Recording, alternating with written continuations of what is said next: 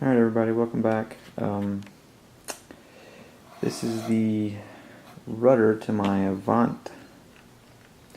Went to Mississippi Jets, pretty uneventful Maiden, no real big issues. I had some radio setup problems with my flaps, but which caused me to have to land with no flaps, but that's no big deal.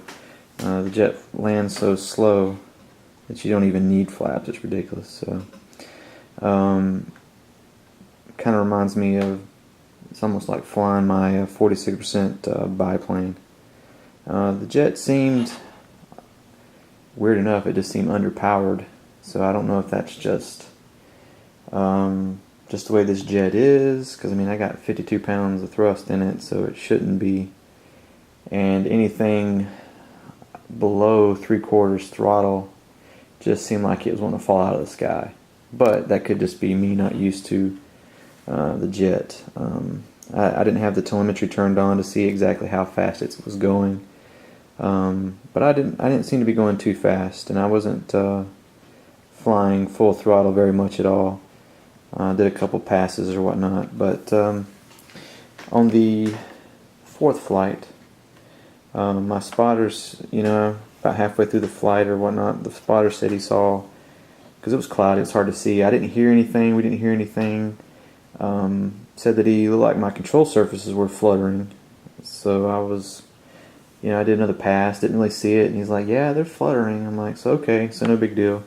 Come around and landed, and when I taxied in, I noticed the rudder was only going like halfway, and it wouldn't work all the time. So pulled it in, turned it off, and sure enough, it felt like the rudder servo was stripped. And so I took the servo out. It's a BLS 172, 513 ounces at 7.4 volts, which is what I'm running. And sure enough, the output shaft gear and the one touching it had one tooth on each gear broke, and pretty much ended my flying because I couldn't find another servo to replace it. Which is really weird because, like I said, I didn't hear any flutter. Didn't notice anything, like I said, but that had to have been what it was, because there's no way, because I didn't even do any knife edges. I just did, I was keeping it basic flight, because it was only the fourth flight on it. It's loops, rolls, stuff like that, nothing major. Kept it real easy, and that happened. So I don't know what the deal was. I did have my servo arm, because the servo, as you can see, I've moved it. It was centered, which to get outside this, I pretty much had the linkage right here. So when I went left and right, it was almost touching. And that put me at about probably a little bit over an inch from center, which wasn't a lot, but it was still, out there. So I figured maybe having these shorter arms, I needed to come down more. So what I did was cut this side of the servo box out, glued in some more ply underneath, and push the servo pretty much as far as it'll go up against the skin. That way I can go even further down on the servo arm without hitting. The problem I was having is I started cutting, as you can see, I kind of started cutting bigger to allow the linkage to go down in there. And I was getting to the side, and that's where the rod, because this short arm, when I would go full down or this way, the rod would hit right here. So I could only get so much throw. So this eliminates that now. I'm going to clean up this a little bit. Once I get the servo arm back on, I'll be way under an inch, probably about 3/4 of an inch from center to where the linkage connects. So there's no reason why the linkage should cause, the mechanics of the linkage should cause the flutter. I tightened up the hinge line. It had a little bit of play just in this rod, so I tightened that up. Now it's completely, but I mean, there was hardly any slop in this thing, so I don't think that was an issue. So who knows, maybe bad servo, I doubt it. Possible flutter because of the linkage mechanics, maybe, I don't know. We don't know there just was no evidence of flutter other than him seeing the stuff moving in the sky.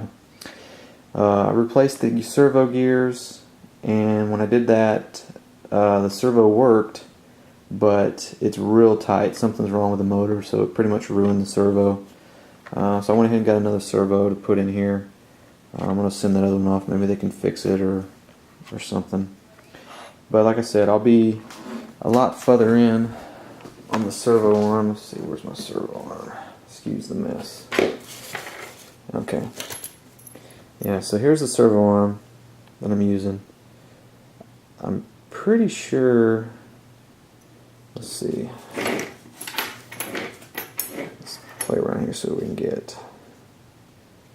I was at 1.25 inches on my original setup, and now I'm going to be 3/4. Okay, so basically a 1/2 inch further in. I mean, you go in any further, and you're not really getting much more of an advantage. So this will in turn allow me to increase the endpoints, because I had to cut the endpoints way down. So therein lies a problem, because you're cutting your resolution down and killing your torque. And this will just be easier on the servo itself. So hopefully this will fix the problem.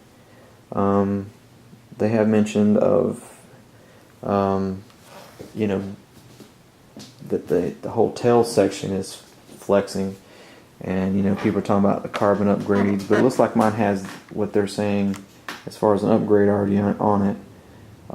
So we'll see.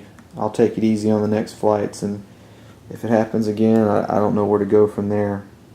The only thing else I could do at that point is put longer arms.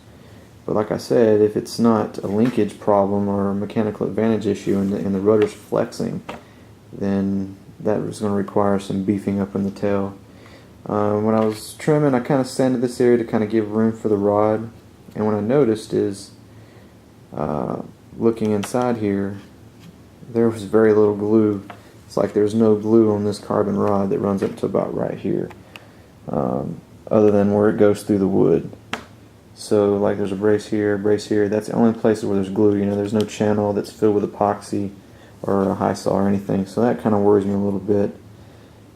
But I was like, the only thing I can do at this point is keep a check on it. I think because of the way that the rudder's designed, that will help eliminate the catastrophe of, you know, like that kind of catastrophic flutter, because this portion that kind of comes back up kind of acts like a drag.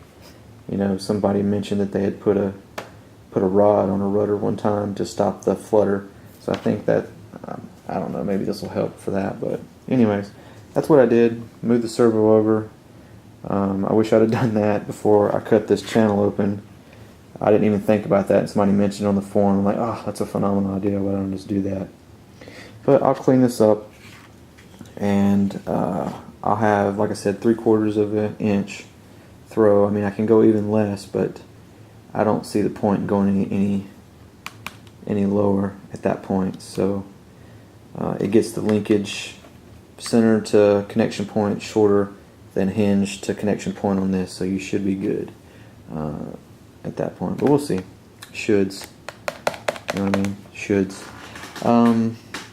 Yeah, so hopefully I'll finish this back up today and get it back installed, and then maybe I can get out to go head down to Nashville or something and go flying here in the next few weeks.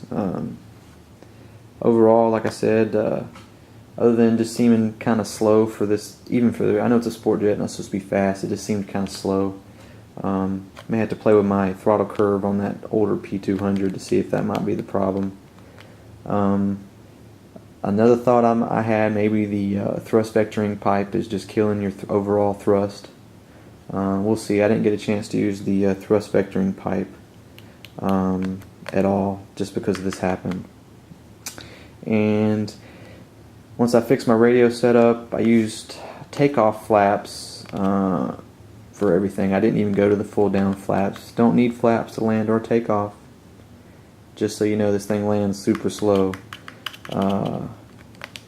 And I'm guessing with full flaps it'll almost probably just come to a standstill. So one thing I did have to do, I had to pump up the struts quite a bit more. I put like 160 psi in the struts to get where they would not collapse on me. And when they would collapse and one side would collapse versus the other, the edge of the gear door would scrub the ground and ended up hitting when I was just pushing the jet around and broke the hinge. The hinge is a real cheap, flimsy hinge, and I'd already replaced one, so I went ahead and took those off and flew it without the hinges or the gear doors on the mains, which I'm going to put them back on. I'm basically using a big, thick quarter scale Robart hinge, cutting the old one off and high sawing that one on, and it works great. I already had one done that way.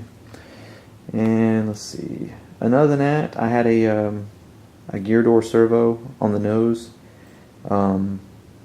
I guess it got bumped or something. Anyways, it broke the mount loose from the actual jet, so I had the nose gear wouldn't come up on one flight because of that. So it was no big deal. I just put the gear back down and flew around like that until I got it on the ground and noticed that the gear door was hung up. But fixed that, flew it the fourth time, didn't have any issues with the gear. The gear works great. Sequencer worked great. Everything seemed to be great. The CG, where I had it, seems to be right on for me. I didn't have to hard. Just a little bit of up when I went inverted with it, nothing major. So that's pretty good CG for me. But that being said, got one of these little bad boys. Wasn't expecting to get it as quick as I did because I ordered it and had it within 3 days. But I'm gonna, now that I kind of know where the CG is on this thing, I'm gonna try it out on this, and then when I get the F14 done, I'll try it out as well. I also got the angle sensors. This is, this is kind of just a novelty thing, but it'll make setup a little easier. You just stick this, like this flat portion of here will just sit kind of like that on your control surface. It's got to be parallel. The hinge line has to be parallel to this line here, and then as it moves up and down, it reads your angle. That way you can get a better way of doing your angles for your controls. So I'm going to shut up, get this finished up, and clean up here. It's Mother's Day, so got to give the mother some love today. But you guys take it easy.